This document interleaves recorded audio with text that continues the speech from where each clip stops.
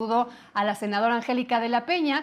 Ella justamente está en la Comisión de Derechos Humanos y por ello la buscamos. Senadora, muy buenos días. Buenos días, Matamoros. Gusto saludarte a ti y a tu audiencia. A mí también, senadora, muchas gracias. Contar con nuestro auditorio que estás en Chihuahua trabajando como siempre y entonces agradecemos más que estés con nosotros. No, pues para mí eso es un gusto platicar con ustedes. Sobre todo este tema es muy importante tomarlo en consideración. Lo que acaba de decidir la Suprema Corte de Justicia de la Nación va en el sentido de lo que determinamos en la Ley General de Justicia para Adolescentes, que hace algunos meses ya entró en vigor a partir de un trabajo muy intenso que desde el Senado de la República iniciamos, y además va en congruencia también con la otra Ley General de Ejecución Penal, donde establecemos y puntualizamos cómo deben tener internamiento quienes son menores de edad y que porque así lo determine la comisión de delito tienen que estar privados de su libertad. Pero también hay que entender que el 18 constitucional establece que efectivamente cuando los adolescentes cometen un delito que está configurado como delito grave, siempre que tengan más de 14 años cumplidos y menos de 18, que es quienes están inscritos en este sistema de justicia, por ser menores de edad, menos de 18 y arriba de 14 años, pueden estar privados de su libertad, dice la Constitución, como último recurso y por el menor tiempo posible. Así dice el 18 constitucional. El debate que dio ayer la Suprema Corte de Justicia de la Nación está inscrito precisamente en cómo dirimir una controversia constitucional de la Comisión Nacional de los Derechos Humanos, pero hay que ubicar que la intención es que adolescentes que cometen delitos graves, que es muy común ya, por desgracia, la presencia de estos menores de edad en delitos de esas características, tengan que estar en ciertas condiciones. El juez puede determinar que pueden estar en una prisión de manera preventiva, pero hay que puntualizar cuáles son esas características de los delitos graves. Me parece que es importante tomar en cuenta, Marta, que en el país, por desgracia, las delincuencias organizadas, hago hincapié, las delincuencias organizadas utilizan a personas menores de edad, involucrándolos en ese tipo de delitos, y entonces lo que se está discutiendo es si tienen o no tienen responsabilidad esos adolescentes para asumir ese tipo de conductas delictivas.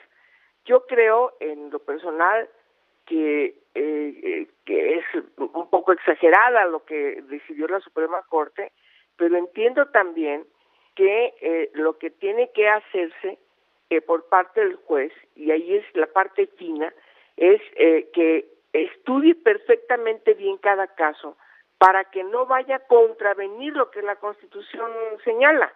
Es decir, que solamente por delito grave y por el menor tiempo posible, y sobre todo darle, en un contexto de lectura general del 18 constitucional, darle certeza jurídica a esa persona menor de edad y no vaya a haber, en este caso, una violación a sus derechos humanos, y todos los chicos que pueden estar cometiendo una comisión de delito, el juez pueda actuar de manera discrecional y definir que son peligrosos y los tiene tantos meses en privados de su libertad. Aquí es una parte que yo quiero estudiar más, y en todo caso yo pediría a la propia Suprema Corte de Justicia de la Nación que determine en un protocolo para juzgar a personas menores de edad cuándo serían ese tipo de casos, porque si no, entonces va a haber una discrecionalidad en el país y entonces tendremos efectivamente a jueces determinando prisión preventiva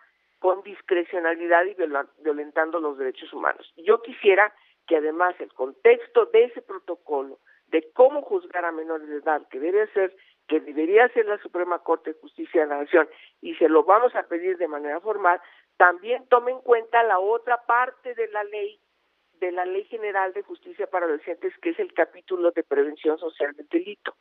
Nosotros no podemos dejar de señalar, Marta, que las personas menores de edad están bajo la protección de sus padres, madres o tutores o custodios, y que el Estado tiene la responsabilidad de garantizar que esas personas menores de edad, por serlo, no pueden ser tratadas como adultos, porque hay una responsabilidad del Estado, de la sociedad, de padres, madres, tutores y custodios para garantizar su debida protección y prevención.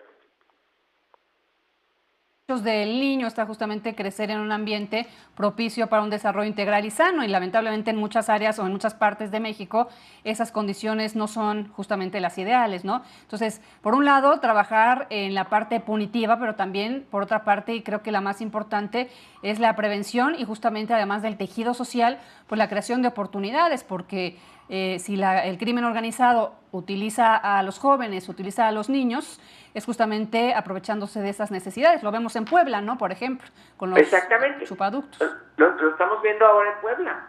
En Puebla, y en Puebla y en otros lugares. Sí, claro. En otros lugares en donde los niños, los adolescentes son utilizados lo menos como halcones, lo menos. Aquí señala esto aprobado en la Corte, que esto va a propiciar que el crimen organizado se desmotive de utilizar a niños para el crimen. ¿Tú lo crees así, Angélica? No, me parece que ahí hay un error de apreciación. Yo creo que la Suprema Corte tiene que entender, a la luz de la propia Convención sobre Derechos de la Niñez, a la luz de nuestra propia Ley General de Protección de los Derechos de Niñas, Niños y Adolescentes, el concepto de niñez que estamos estableciendo, que también deriva del Cuarto Constitucional. Yo creo que por eso el estudio integral de todas estas leyes y convenciones nos tiene que llevar a entender que la persona menor de edad no está tomando decisiones a partir de su propia determinación y conciencia, sino que hay, por ser menor de edad, una obligación del Estado y de las personas adultas a protegerlo. Este es un debate que nos lleva, y es muy peligroso porque nos puede llevar también el otro concepto que de repente escuchamos en algunos juicios, que es el consentimiento. Las personas menores de edad consienten que las violen, consienten que las involucren, consienten que asuman responsabilidades que no deben asumir. En todo caso, yo quisiera, insisto, que voy a estudiar muy bien lo que acaba de decir la Suprema Corte, sí, pero me parece que sí puede estar violentando la Convención sobre Derechos de la Niñez y también la Ley de Protección de los Derechos de Niñas, Niños y Adolescentes. Este es un tema que tenemos que dirimir más y obligar a la Suprema Corte de Justicia de la Nación a que, insisto, determine un protocolo de cómo juzgar a las personas menores de edad y sobre todo ubicar con toda precisión que hay una experiencia muy importante en otros países donde los jueces incluso analizan el contexto en el que se da incluso la reincidencia de las niñas y los niños y involucran a los padres y a las madres y a la sociedad o al Estado en casos en donde no se encuentran ni padres ni madres que puedan estar asumiendo las responsabilidades de atender, de proteger de manera debida los derechos de manera integral, como tú señalas, Marta, a esas personas menores de edad. Entonces el Estado tiene que entrar para resguardar los derechos, entre otros también los derechos de prevención. Sí, por supuesto que... Los derechos de prevención están inscritos en este tema.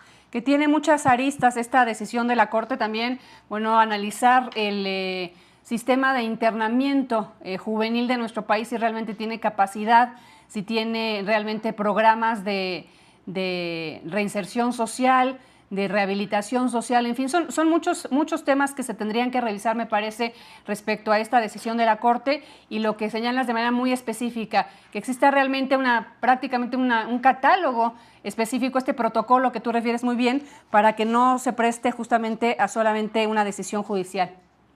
Exacto, y no vaya a haber un trato injusto e inadecuado, pero además violentando la Constitución en su artículo 18 constitucional y también la Convención sobre Derechos de la Niñez y toda la gama de leyes que están diseñadas en los últimos tiempos, precisamente donde desde la perspectiva de los derechos humanos de niñas y niños estamos ubicando con toda precisión, como señala la Constitución, que tienen que estar privados de su libertad con una certeza jurídica siempre y cuando se haya comprobado la comisión de delito, ¿sí? Entonces hay que tener mucho cuidado porque no por ser menores de edad se les puede tratar como si fueran adultos. Claro. Me parece que además hay que entender, como tú señalas también de manera correcta, el otro concepto del 18 constitucional, que México francamente está años luz todavía de entender la magnitud de la reinserción social, no solamente en personas menores de edad, sino también, particularmente lo señalo, con personas adultas. Claro que sí. Bien, senadora Angélica de la Peña, yo te agradezco esta comunicación para nuestro auditorio. Pues me da mucho gusto saludarte, Marta, a ti y a tu auditorio, y que tengan un buen día. Muchas gracias, igualmente para ti, senadora. Gracias. Gracias.